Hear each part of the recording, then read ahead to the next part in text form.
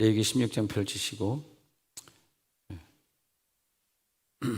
자, 시작. 여호와 앞에서 분향하여 향연으로 증거궤 위 속죄소를 가리게 할지니 그리하면 그가 죽지 아니할 것이며, 그 다음 14절에 가겠습니다. 그는 또 수송아지의 피를 가져다가 손가락으로 속죄소 동쪽에 뿌리고 또 손가락으로 그 피를 속죄소 앞에 일곱번 뿌릴 것이요. 15절.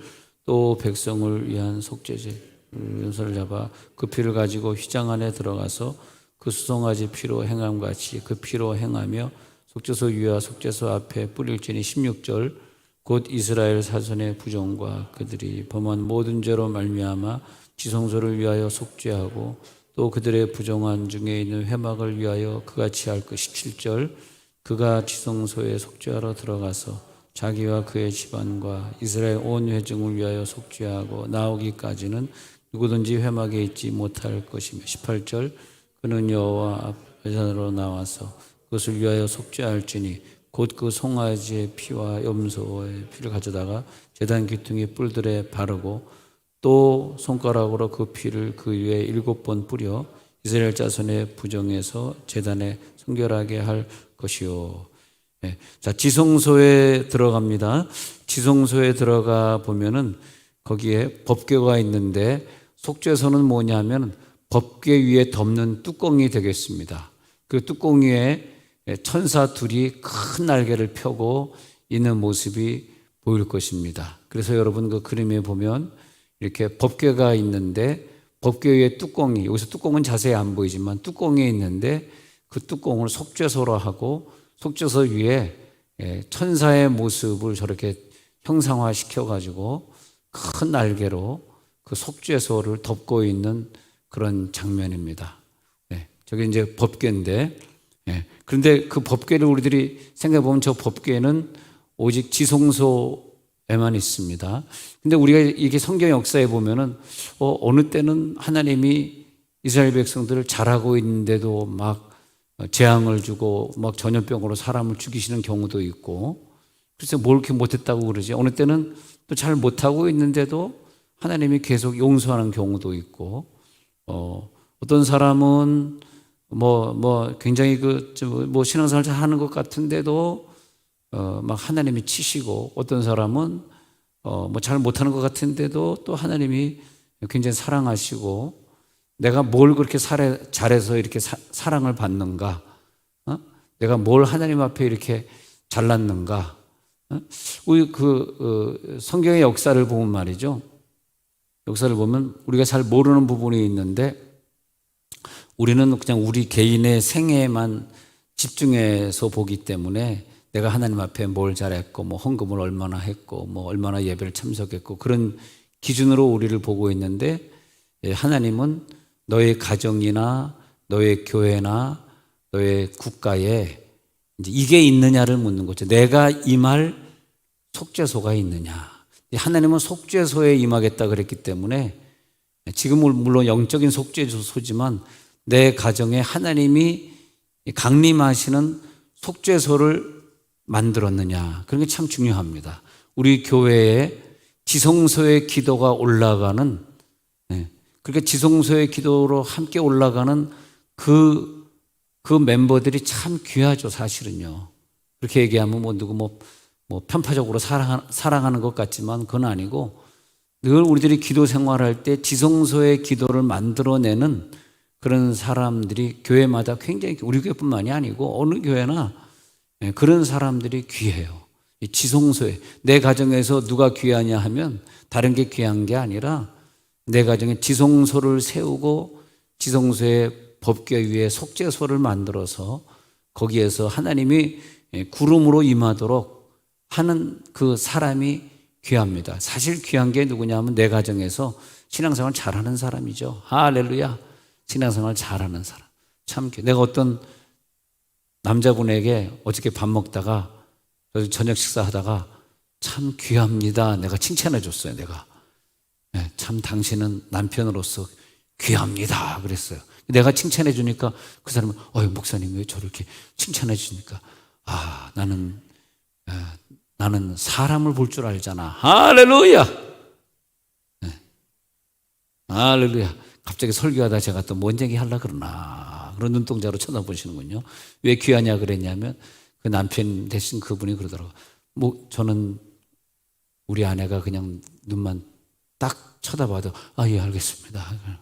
물 떠다주고 딱 째려만 봐도 여보 미안해 그러고 딱 뭐라고 무릎 꿇고 뭐 말하려고 그러고 그런데 내가 그다음에 뭐 일찍 들어와 그러면 항상 자기 늦게 들어가면 안 되고 뭐 그런 얘기를 한참 하더라고요. 뭐 그 전에 부인이 어디 아플 때 자기가 조금 늦게 들어갔다가 얼마나 야단을 치는지 그다음부터는 그냥 뭐 부인 아프다 그러면 요즘 좀 부인이 아파가지고 자기가 그냥 막 일찍 들어가려고 그러는데 어떻게 하면 좀 부인이 좀 마음이 좀 편할까. 그래서 내가 참 귀한 남편이다. 아멘 안 하는 남편이구나 다들.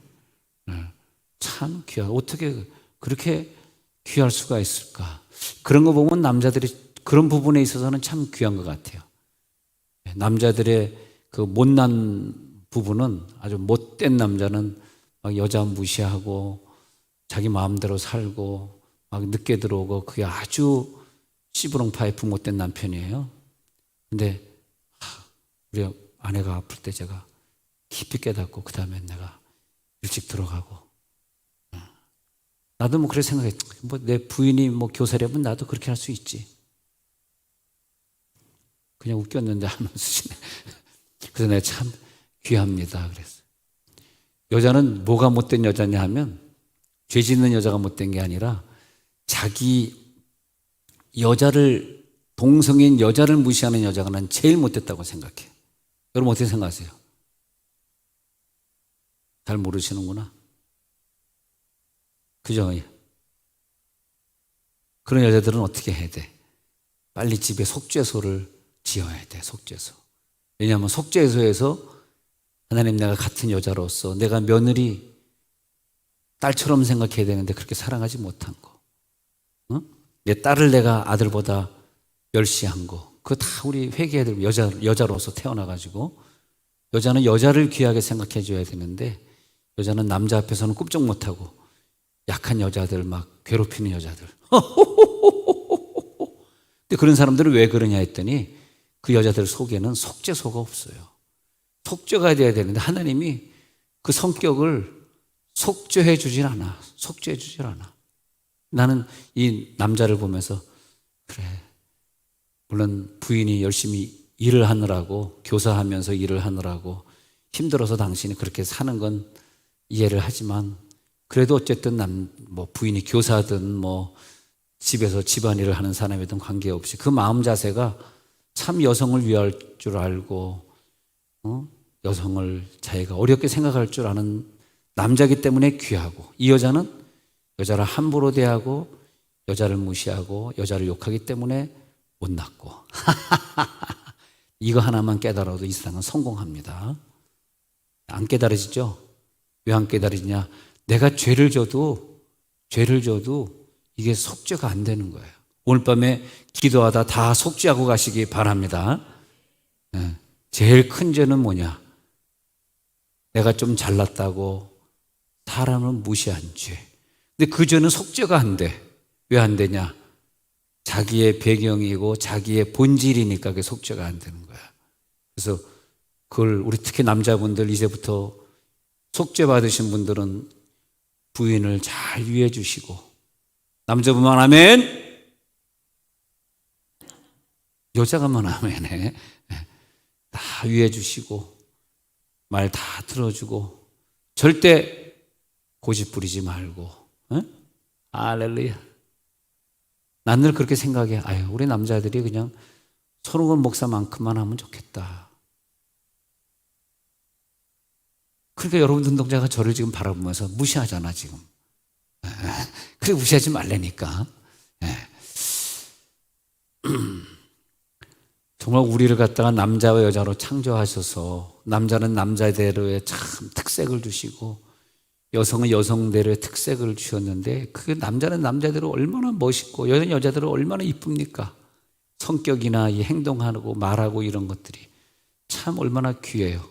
그래서 그 귀한 사람들끼리 이렇게 남녀가 만나가지고 가정을 이루고 정말 오래 사는 사람은 한 50년, 60년도 같이 살고, 그러면서 늘 나에게 말동무가 있고, 함께 성경을 같이 읽고, 함께 예배 드릴 자가 있고, 함께 대화하면 대화가 통하는 자가 있고, 얼마나 좋아요. 할렐루야. 그런데 우리 가정에 뭐가 필요하냐? 항상 가정재단을 쌓는 그런 가정에는 속죄소가 있는 거라고. 그러니까 성막들이 있고 성소가 있는 가정은 있는데 지성소가 없어. 지성소. 그 지성소에 찬양이 올라가는 가정, 지성소에 기도가 올라가는 가정. 내가 오늘 말한 것처럼 인격이 확, 남자는 남자대로 아름답게 변화되고 여자는 여자대로 정말 주님 보시기에 신부로서 변화된 사람들이 사는 가정. 누가 들어가서 그 가정을 보더라도 어떻게 이렇게 아름다운 언어들이 살아있고 같이 신앙생활 어떻게 손발을 잘 맞춰서 잘하고 자녀들 믿음으로 잘 말씀으로 양육하는지 얼마나 귀합니까? 그러면 그 광야에는 40년 광야에는 아무것도 없고 무기도 없었지만 그 적군들이 계속 전쟁을 걸어오고 그랬지만 하나님이 항상 지켜줬어. 왜? 거기엔 지성소가 있었잖요. 할렐루야.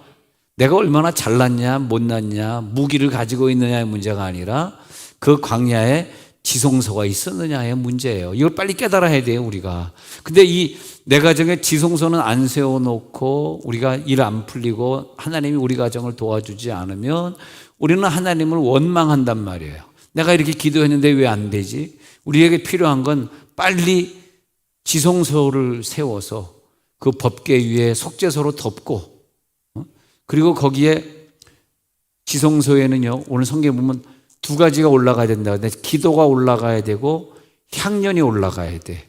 항상 이 두 가지가 같이 겸비해야 돼요. 그래서 검의 양날과 같이 두 가지가 나가야 되는데 기도는 오르락하는 기도. 그래서 우리들의 기도가 하나님 앞에 올라가면 그 기도가 향내와 같이 올라가서 그 향연이 어느 정도 많아야 되냐면 속죄소를 덮어야 된다 그랬어, 오늘 성경에. 속죄소를 덮을 정도로 향이 많아야 돼.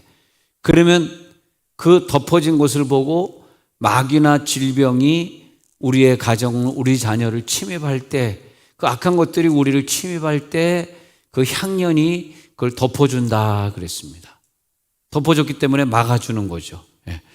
자, 레위기 다시 16장에 가셔서요. 16장에 가셔서 우리 13절에 가면 분향을 해야 돼. 여호와 앞에서 분향하는데 향연으로 증거궤 위 속죄소가 가리게 해야 돼요. 그리하면 지성소에 들어왔다가 사람이 제사장이 죽임을 당하지 않아. 죽지 아니할 것이요. 그러니까 이게 뭐냐면 우리들의 죽음이 지성소에서 죽지 아니할 정도로 우리들의 기도가 향연이 올라가는 기도가 되라는 거야. 그 다음에 14절, 그는 또 수송아지 피를 가져다가 속죄소 동쪽에 뿌리고 손가락으로 그 피를 속죄소 앞에 7번 뿌리고 속죄소 염소를 잡아 그 피를 가지고 휘장 안에 들어가서 수송아지 피로 행한 같이. 그러면 휘장 안에 들어가서는 뭘 가지고 가야 되냐 하니까 염소의 피를 가지고 가야 돼. 바깥에서 수송아지 피로 한 것 같이 안에 들어가서도 속죄소 위와 속죄소 앞에 뿌려야 돼요. 16절, 곧 이스라엘 자손의 부정과 그들이 범한 모든 죄로 말미암아 지성소를 위하여 속죄하고 또 그들의 부정한 중에 있는 회막을 위하여 그같이 할 것이요.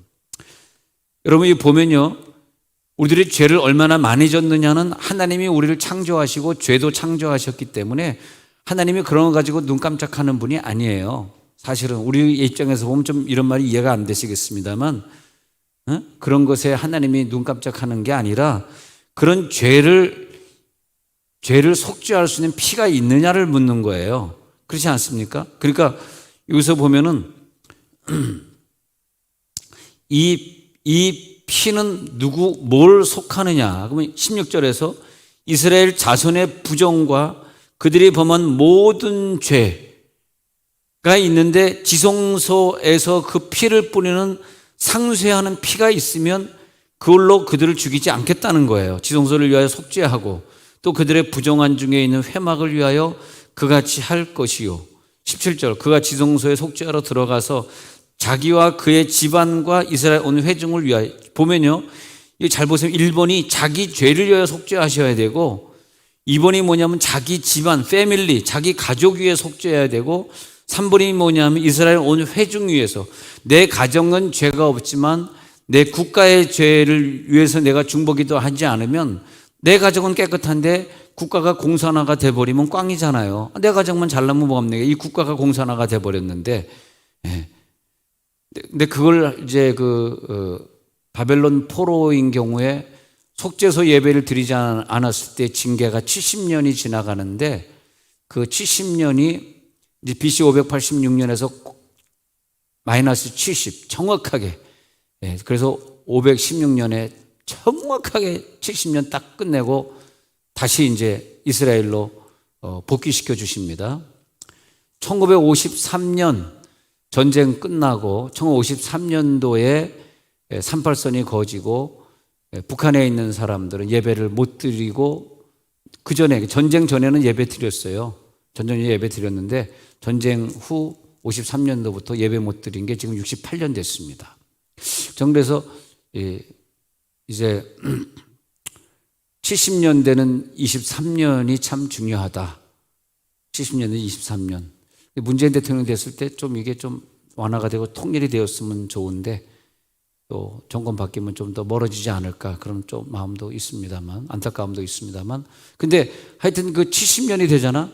70년이 되면 그러면 이제 하나님이 속죄소에 대한 그 기간을, 죄악을 풀어주는 거예요. 속죄소가 지금 없잖아요. 북한은 속죄소가 없으니까 엄청나게 많이 죽어나가고 연단받고 그러는 거죠. 문제는 뭐냐 하면, 뭐 저쪽이 공산이냐 민주주의냐, 그것보다 중요한 것은 아무리 공산당이 뭐 지배하고 민주주의가 지배한 그건 모르지만은, 중국이 공산당이 지배할 때도 속죄소를 많이 가지고 있었을 때가 있고, 지금은 선교사를 다 내쫓고 속죄소를 다 파괴하고 그러지 않았습니까? 그러면 안 된다는 거지. 뭐 똑같은 공산당이지만, 그 정도 공산당, 지금도 공산당이지만은 그 공산당들이 속죄소를 파괴한 거죠. 속죄소를 파괴하면 결국은 중국에 큰 연단이 오는 거예요. 그래서 우리의 관심은 속죄소지, 우리의 관심은 다른 게 아닙니다. 우리 가정과 우리 국가에 속죄소가 있느냐, 그 속죄소에서 하나님이 우리들에게 권한을 주시는 거예요. 내 죄와 너의 가족의 죄와 너의 국가의 죄를 용서하겠다는 거야. 속죄소가 없으면 내 가족의 죄도 용서 안 돼, 내 식구들의 죄도 감당 못해. 국가는 국가대로 막 공산화가 되든 뭐 불교화가 되든 해가지고 그냥 엄청난 어려움이 있는 거죠. 그래서 우리들이 이걸 놓고 기도해야 된다.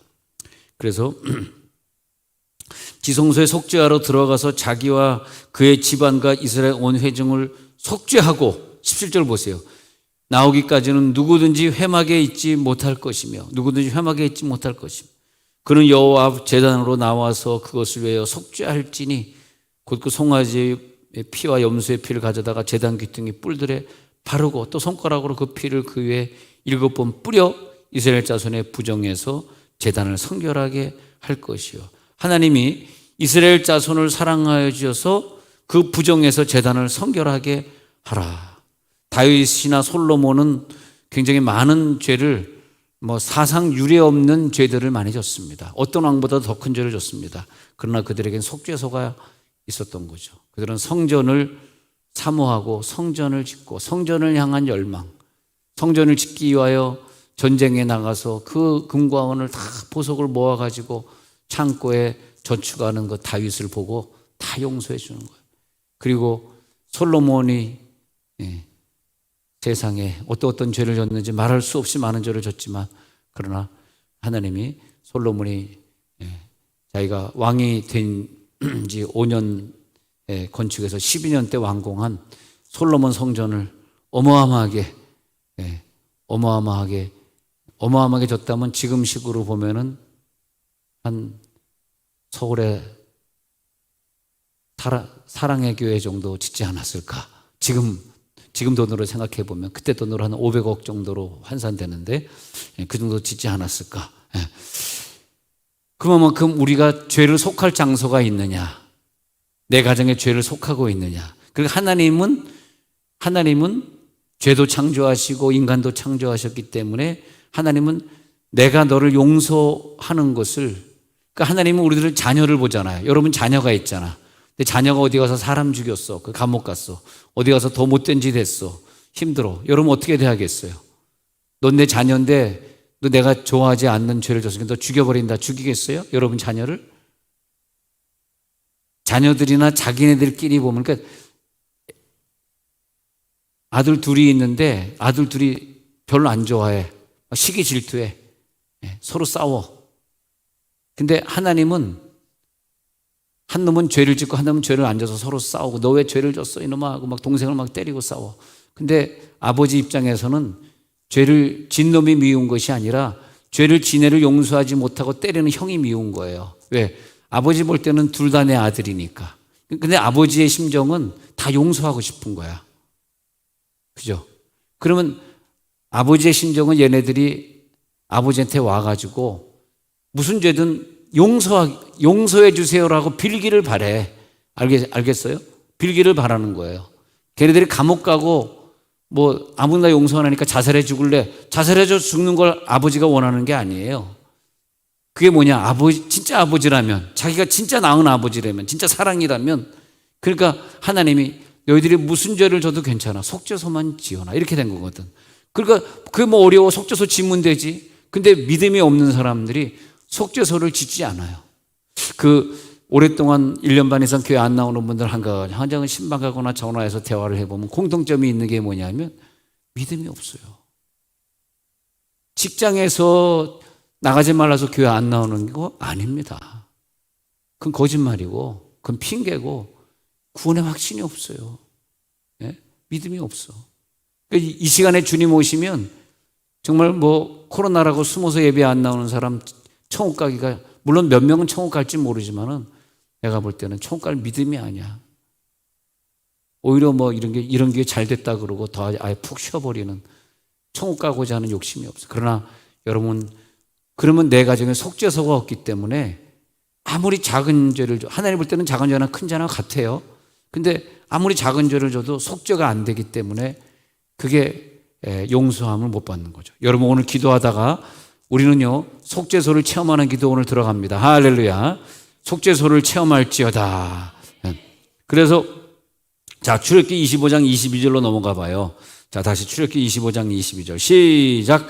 거기서 내가 너와 만나고 속죄소 위 곧 증거궤 위에 있는 두 그룹 사이에서 내가 이스라엘 자손을 위하여 내게 명령할 모든 일을 내게 이르리라.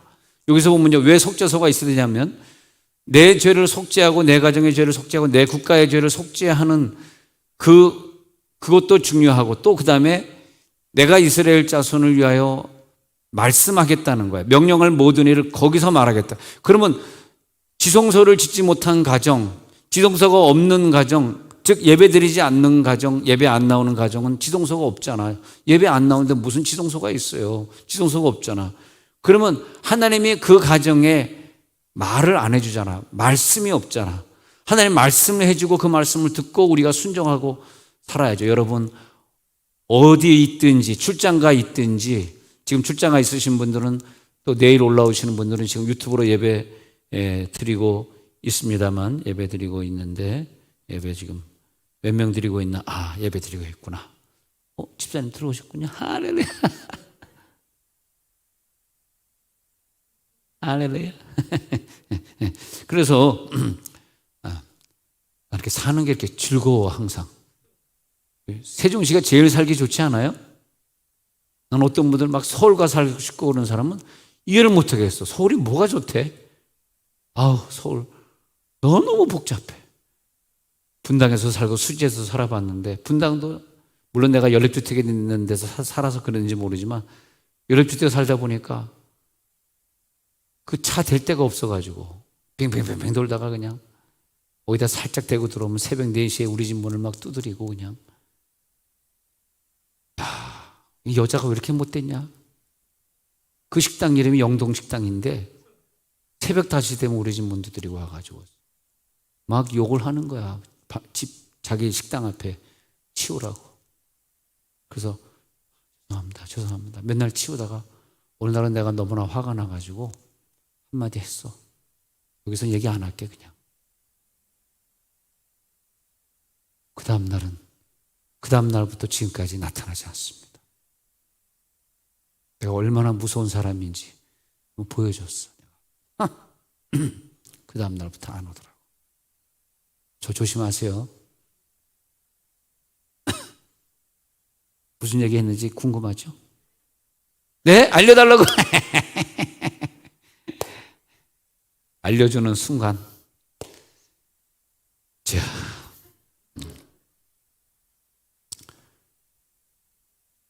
저는 남자라서가 아니고 우리 여자분들은 여자분들대로 좀 말을 많이 조심해야 될 것 같아요. 네? 그죠?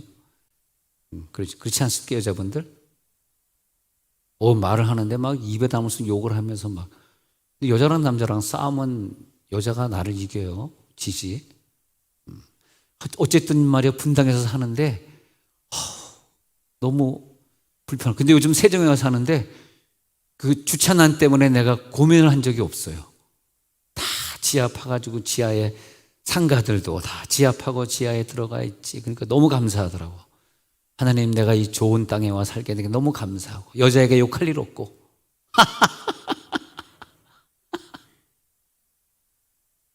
그렇잖아. 근데 자꾸 싸워봐 그러면 욕이 나오지. 근데 싸울 일 없으니까 욕이 안 나오잖아. 얼마나 감사해. 그죠? 하나님, 여기에서 주님 오시면 좋겠습니다. 여기에서 마지막으로 나는 주님을 만나기를 원합니다. 할렐루야. 여기에서 주님 만나기 원한다. 야, 아까 어떤 분이 새 차 샀다고 목사님 기도해 주세요 하고 새 차를 딱 끌고 왔는데 타봤는데 너무너무 좋은 거야. 저도 미국에 살다 왔으니까 테슬라를 많이 타봤잖아요. 근데 테슬라보다 좀 싼데 한국 차인데 테슬라보다 더 좋은 거야.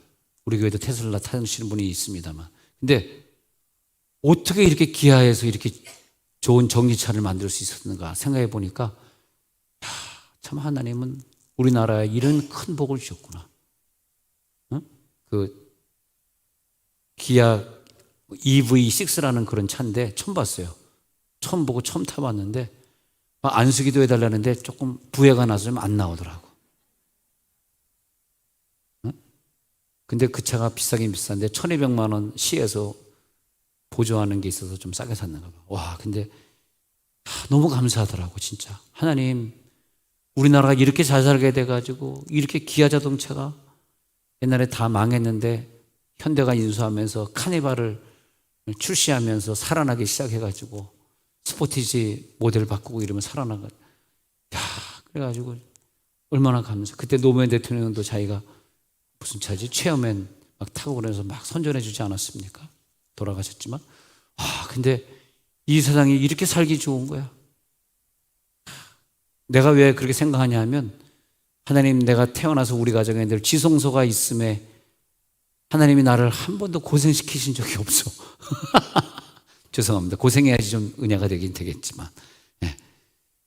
그래서 하나님이 나를 세종에 살게 한 게 너무 감사하고 반갑고 하나님, 여기서 주님을 만나기를 원합니다. 그러면 다시 출애굽기 25장 22절에서 이스라엘 자손을 위한 명령할 것을 내가 속죄소에서 이르리라. 속죄소가 있기를 바랍니다. 그리고 레위기 16장 14절 15절에 가서 보면요, 하나님께서 죄를 용서해 주셨을 14절 15절 시작. 그는 또 송아지의 피를 가져다가 손가락으로 속죄소 동쪽에 뿌리고 또 손가락으로 그 피를 속죄소 앞에 7번 뿌릴 것이며 또 백성을 위한 속죄제의 염소를 잡아 그 피를 가지고 휘장 안에 들어가서 구송아지 피로 행할 같이 그 피로 행하여 속죄소 위에 속죄소 앞에 뿌릴지니. 여기서 보면은 염소의 피를 가지고 들어가서, 여기 15절 보세요. 유심히 봐야 된다. 유심히 봐야 돼. 안 그러면 놓쳐요. 염소의 피를 가지고 가서 뿌려라. 그러면 용서해 주신다. 염소의 피는 예수의 피를 대신해서 뿌리는 거예요. 로마서 3장 25절은 신약의 구절을 대신해서 본다면 로마서 3장 25절에 보면 신약의 구절을 대신해서 한번 읽어볼게요. 거기에 보면은 예수님이 우리들의 죄를 용서해 줄 때 자기의 피를 뿌려서 용서해 주지 않습니까? 그 피를 뿌려서 용서해, 제가 한번 읽어드릴게요. 그래서 로마서 3장 25절 읽어드리면 그 피를 뿌려서 용서해 주시는데, 이 예수를 하나님이 그 피로써 믿음으로 말미암아 화목제물로 세우셨으니 이는 하나님께서 길이 참으시는 중에 전에 지은 죄를 간과하심으로 자기의 의로우심을 나타내려 하심이니, 전에 지은 죄를 그냥 다 제로로 돌려보내준다는 거야. 자기의 의로우심으로 그까짓 거 내가 다 용서할 수 있어. 그 대신에 너는 예수를 기념해 예수의 화목제물을 바쳐, 예수의 제물, 그러면 길이 참는 하나님이 용서해 줄게. 그런 은혜를 우리가 가지고 산다는 게 얼마나 감사합니까? 여러분, 그 은혜를 늘 감사하시기 바랍니다. 그 은혜를 깨달으시기 바랍니다. 출애굽기 30장 6절에 보면 말이에요. 출애굽기 30장 6절에 보면은 그 증거궤 위, 시작, 그 제단을 증거궤 위 속죄소 맞은편 곧 증거궤 앞에 있는 휘장 밖에 두라. 그 속죄소는 내가 너와 만날 곳이며, 그 속죄소는 내가 만날 곳인데 거기서 내가 너를 만나리라. 그러면 출애굽기 12장 13절에서 출애굽기 12장 13절에 내려가서 애굽 땅을 칠 때에 너희에게 표적이 되는데, 그 표적이 뭐냐면 그 양을 죽여서, 그 출애굽기 12장 13절에서 그 양을 죽여서 그 좌윗마가 문설주에 바르잖아. 그러면 그 저주가 타고 넘어가고 그 집을 넘어간단 말이죠. 그건 양이에요. 그 양은 뭘 얘기하냐 하니까, 양은 우리들의 목숨을 보호해 줍니다. 예수의 피 중에서 양의 피를 상징할 때는 그가 장자를 죽이지 않고 넘어가리라. 우리가 양의 피를 바르는 사람들은 내 가정의 자녀의 목숨을 하나님이 지켜줄 줄로 믿습니다. 근데 아까 말한 염소의 피를 말할 때는, 염소의 피는 우리들의 행실입니다. 행실. 양의 피는 목숨이고 염소 피는 행실이에요. 이 두 가지를 좀 구분하도록 하겠습니다. 그래서 우리들의 흠이 있는 행실들을 위해서는 계속해서 속죄소에 가서 뭘 뿌려야 되냐면 염소 피를 뿌리라는 거예요. 염소 피. 네. 자, 그래서 이제 여기서 보면요. 자, 다시 이제 돌아가 좀 이따 또 말씀드리고, 성막에 들어가면은 의자가 없어요. 의자가 없다는 건 뭐냐 하면 앉지 말라는 거예요. 앉지 말고 하나님 앞에, 무슨 죄인이 와가지고 뭘 앉지 말고. 그런데 사무엘상 4장 18절에 내려가서 보면은, 거기서 보면 하나님의 괴를 말할 때 엘리가 의자에 앉아 있다가 뒤로 넘어졌는데, 왜냐하니까 너무 뚱뚱했어. 너무 뚱뚱해서 앉아 있다가 목이 부러져 죽습니다. 자, 여기에서 우리가 굉장히 중요하게 생각해야 되는 것은 하나님 앞에 내 죄를 속하는 자세예요. 우리가 이게 그냥 가볍게 생각하시면 안 되고, 그래서 내가 있는 곳, 내가 오늘 예배하는 곳, 내가 서 있는 장소, 내가 있는 집이 지성소가 되기 위해서는, 지성소의 특징이 뭐냐면 앉으면 안 되는 곳이고, 그 다음에 신을 신으면 안 되는 곳이에요.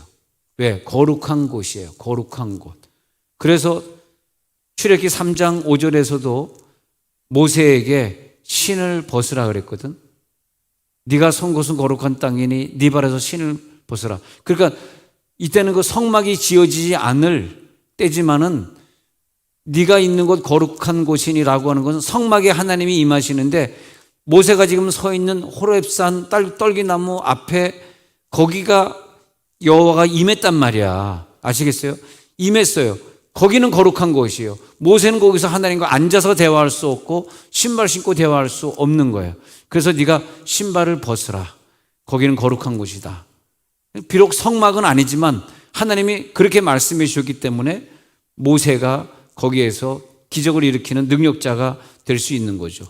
또 여호수아 5장 14절에도 가서 보면은 여호수아가 이제 여리고성을 싸우러 갈 때에 여호수아가 어떤 군대 장관을 만납니다. 군대 대장을 만나는데 여호수아가 얼굴을 땅에 대고 엎드려 절하고 그에게 이르되 내 주여 종에게 무슨 말씀을 하려 하시나이까. 15절 읽어봐요. 5장 15절 시작. 여호와의 군대 대장이 여호수아에게 이르되 네 발에서 신을 벗어라. 내가 선 곳은 거룩하니라 하니 여호수아가 그대로 행하니라. 우리가 이런 진리를 빨리 깨달아야 돼요. 내가 선 이 가정은 거룩한 곳이지, 내가 오늘 교회에서 거룩한 지성소에 들어가는 거룩한 기도는 사실은요 방언의 기도 속에 들어가셔야 돼. 방언 기도 들어가면서 내가 완전히 없어지고 영적인 기도를 완전히 체험해야 돼. 할렐루야. 오늘 방언 기도로, 방언 찬양으로 깊이 들어가시기 바랍니다. 지지난 주일에 방언 찬양했더니 많은 분들이 너무너무 좋아하고 영적인 체험을 많이 했다는 간증을 제가 계속 들었는데, 그게 뭐냐면 지성소 찬양이에요. 지성소 찬양은 방언으로 해야만 가능하거든.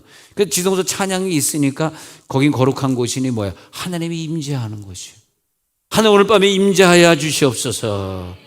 초림 예수는 내가 의인을 부르러 온 것이 아니야 죄인을 부르러 왔노라 그러거든. 그래가지고 오셔가지고 뭐 이방인도 부르고 여인도 부르고 뭐 죄인도 부르고 뭐 중풍병자도 부르고 그러면서 죄인을 부르러 오셨어요. 그래서 예수님 오실 때 죄인을 부르는데, 예수님이 오시고 예수님의 마지막 사역이 하나 남은 것이 재림이에요. 예수님 재림.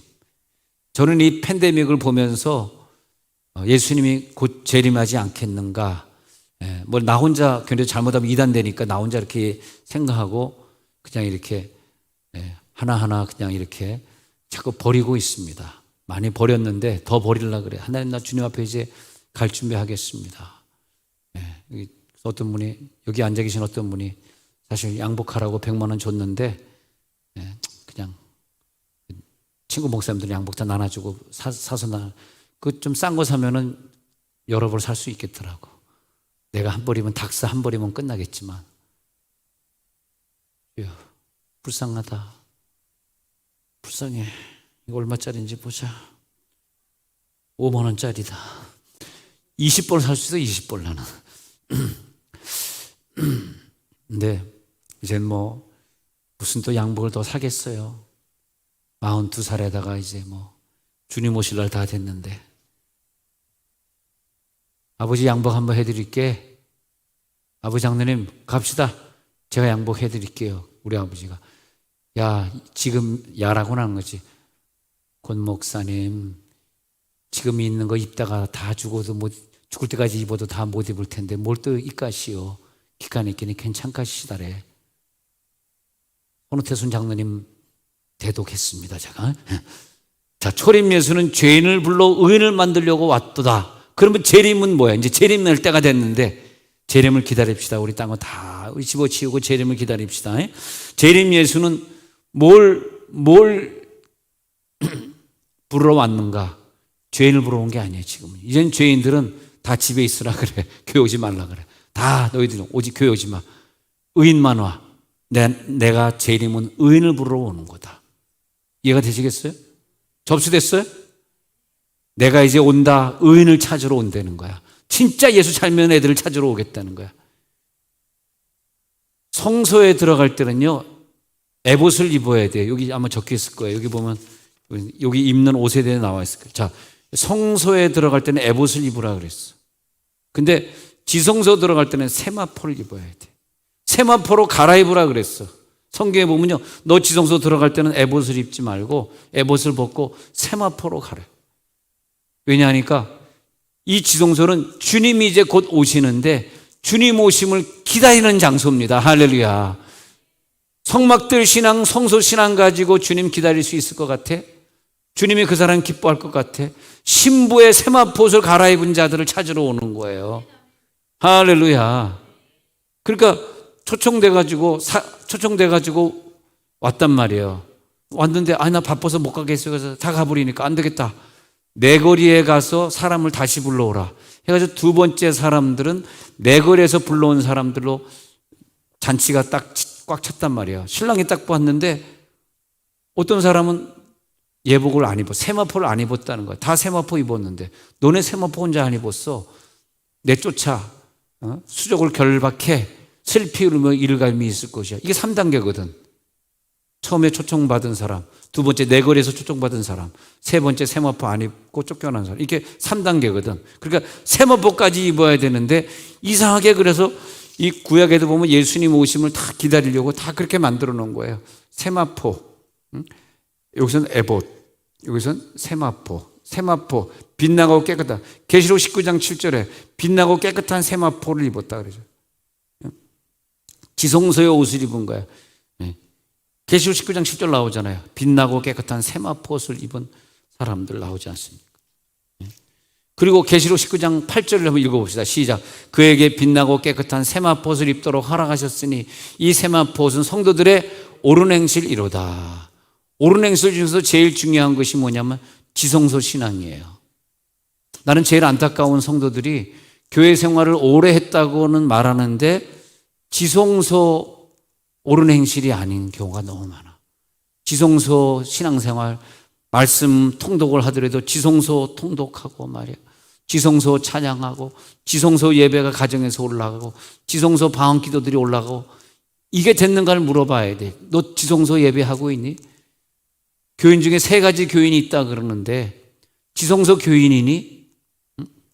그렇게 물어봐야 돼. 그래서 재림 예수가 올 때는 지성소 교인을 찾으러 온단 말이에요.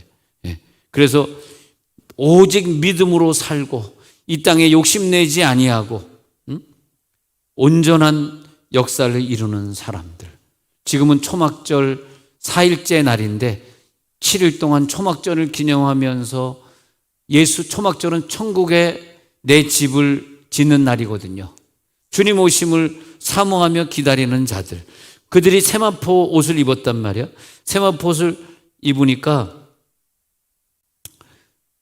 고린도후서 5장 3절 4절에 보면 이 세마포 옷을 입은 자들은 뭐냐면 시작. 이렇게 입음은 우리가 벗은 자들로 발견되지 않으려 함이라. 벗은 자들은 내 벗은 것을 봐요. 내가 벗었을 때, 내가 벗은 자가 되었을 때 나의 단점을 지적하는 자. 너 벗었지? 너 벗었지? 하면서 지가 벗었으니까 벗은 자가 벗은 자를 발견해. 그러나 세마포옷을 입은 자는 절대 다른 사람의 단점을 보질 않아. 절대 다른 사람의 죄악을 들추질 않아. 진짜입니다, 진짜. 농담 아니라 진짜라니까. 할렐루야. 안 믿어지는 사람은 세마포옷 아직 안 입어서 그래. 세마포옷 입어봐. 절대 다른 사람 단점이 보이지 않지. 죄악이 보이지 않지. 그러니까 세마포는 하나님 앞에 벗은 자로 발견되지 않기 위해서 고린도후서 5장 4절에 세마포 입을지어다. 시작. 참으로 이 장막에 있는 우리가 짐진 것까지 탄식하는 것은 벗고자 함이 아니요 오히려 덧입고자 함이니 죽을 것이 생명에 삼킨 바 되게 하려 함이라. 여러분, 주님 나라 갈 때까지 난 여기 계신 금요 멤버들이 다 온전하게 주님을 기다렸으면 좋겠어요. 조금도 부족함이 없이. 지성소는 세마포 입어야 들어갑니다. 세마포 신앙만 들어가는 거야. 벗은 사람은 들어갈 수가 없어. 벗은 자는 벗은 자들끼리 싸우고 있는 거야. 벗은 자들끼리 싸우는데 거기에 세마포 입은 성도는 그 싸움에 관여하질 않아. 그 싸움의 대상도 되지 않고 그 싸움을 일으키지도 않아요. 어려움 당할 필요도 없고 남에게 어려움 줄 필요도 없고. 할렐루야. 그래서 지성소에는 아무나 들어가는 것이 아니라 제사장 중에서 제비를 뽑아서 하나님 뽑아줘서 하나님이 뽑히게 하는데 하나님이 가장 거룩하고 성스러운 사람만 뽑히게 하는 거예요. 그 사가랴가 뽑혀가지고 1년에 2번씩 이렇게 반차가 돌아가는데, 반열이 돌아가는데 6개월씩 돌아가는데 세례요한의 아빠가 거기서 들어가서 분향하고 있다가 거기서 응답받았잖아. 그래서 세례요한이 태어날 걸 응답받지 않습니까? 거기서 벙어리가 돼서 나오지 않습니까? 자, 아까 향년 얘기하다 그랬는데 레위기 16장 12절 13절 아까 읽은 것처럼 레위기 16장 12, 13에 있는 것처럼 속죄소 위를 향년으로 가리라. 오늘 기도할 때 이제 기도 제목 드립니다. 이제 향년으로 가리는 기도가 돼야 돼. 여러분, 기도가 어떤 사람은 이제 이게 중요한데 기도하는데 기도는 올라가. 근데 향년이 속죄소를 가리질 않아. 자기의 죄를 가리질 못해. 이해가 되시겠어요? 그러다가 보니까 향년은 뭐냐 하면은 행실이거든, 행실.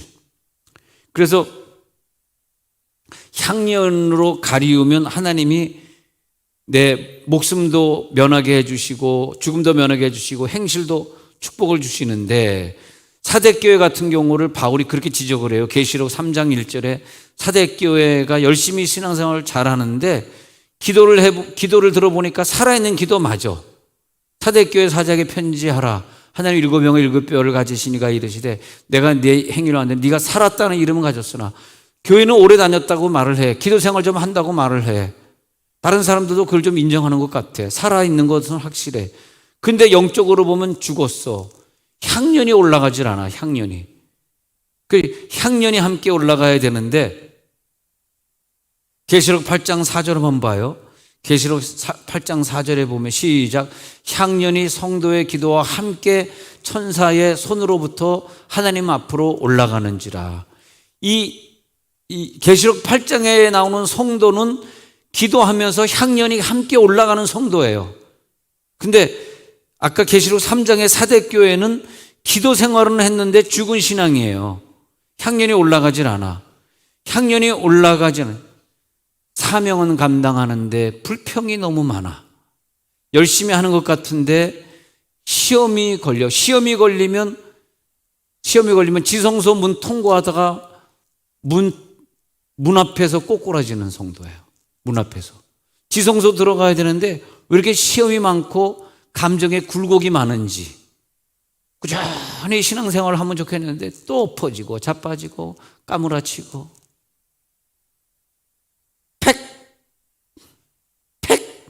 나도 먹고 살기 힘들다 그냥 웃어주라.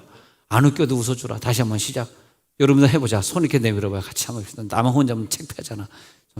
시작. 한 번 더 시작. 이 콩을 갖다가 햇볕 쨍쨍 찔 때 이렇게 말리면 그게 말라가면서 익어갈 때 콩이 팍 하고 터집니다. 그때 그 소리가 팩 하는 소리예요. 시부렁 파이프들 하여튼. 그래가지고 근데 어떤 성도는 그렇게 예수 믿지 않고 기도가 하나님 앞에 올라가는데 딱 보니까 말세 믿음이구나. 평소 믿음하고 말세 믿음이 두 가지가 완전히 구분되는 거야. 주님이 언제 오실지 모르는데 말세를 준비한 믿음이구나. 지성소 믿음이구나. 오늘 방언 기도가 찬양으로 확 올라가는데 벌써 옆에서만 들어도 올라가는데 이 천장을 막 뚫고 올라가는 거야. 할렐루야. 그 요한복음 12장 3절에 가서 보면요, 이 한 여자가, 마리아라는 여자가 옥합을 깨뜨려. 읽어봅시다. 시작. 마리아는 지극히 비싼 향유 곧 순전한 나드 한 근을 가져다가 예수의 발에 붓고 자기 머리털로 그의 발을 닦으니 향유 냄새가 집에 가득하더라. 이게 중요한 거예요. 그의 한 행실이, 그의 한 기도가 향유 냄새가 집에 가득하냐? 향유 냄새가 집에 가득하냐 말이야. 할렐루야. 향유 냄새가 오늘 가득한 기도 올라가시기 바랍니다. 향유 냄새가 가득해. 그래서 양의 피를 발라서 내 장자, 내 자식들의 죄를 속해서 그 자녀들이 장수하게 만들어주고, 염소의 피를, 그러니까 양의 피를 바르면 내 사람들의 목숨을 구하는 것이고, 염소 피를 바르면 내 행실을 하나님이 용서해 주시는 것이고, 그렇게 되겠습니다. 지성소 안에 들어와서 염소 피를 바르라. 그러면 너의 모든 행실을 다 깨끗하게 해 주리라. 그래서 레위기 16장 21절 봐요. 레위기 16장 21절 한번 읽어봅시다. 레위기 16장 시작. 아론은 그의 두 손으로 살아있는 염소의 머리에 안수하여 이스라엘 자손의 모든 불의와 그 범한 모든 죄를 아뢰고 그 죄를 염소의 머리에 두어 미리 정한 사람에게 맡겨 광야로 보낼지니. 그리고 그렇게 염소를 죽인 다음에 염소의 피를 갖다 그 다음 구절에 계속해서 내려가서 보면은 염소의 피를 뿌려라 이거예요. 염소를 광야에 보내고 그 다음에 그 뒤에 구절에 보면 염소의 피를 뿌리면 모든 죄를 속해주고, 우리들이 오늘 기도할 때 지성소의 기도는 특히 무슨 기도가 있냐면 내 죄를 완전히 속죄하고 다시는 죄를 짓지 않겠습니다라고 하는 그런 기도도 들어가야 되지만은, 또 기도는 뭐냐면 조상이 지은 그 죄, 조상이 지은 그 죄. 그래서 느헤미야 9장 2절에도 보면, 느헤미야 9장 2절에 보면 내 죄와 조상들의 허물을 자복하고 이렇게 나와요. 읽어봅시다. 시작. 모든 이방 사람들과 절교하고 서서 자기의 죄와 조상들의 허물을 자복하고.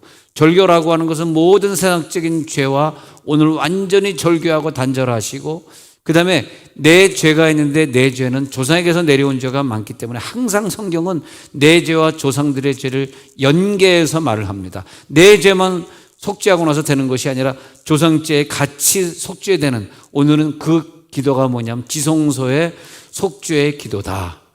지성소의 속죄의 기도까지 오늘 우리 올라가려고 합니다. 그렇게 강력하게 기도하시고, 우리 반주자 있으면 반주자와 함께 오늘 방언 찬양의 기도하도록 하겠습니다. 하나님 감사합니다.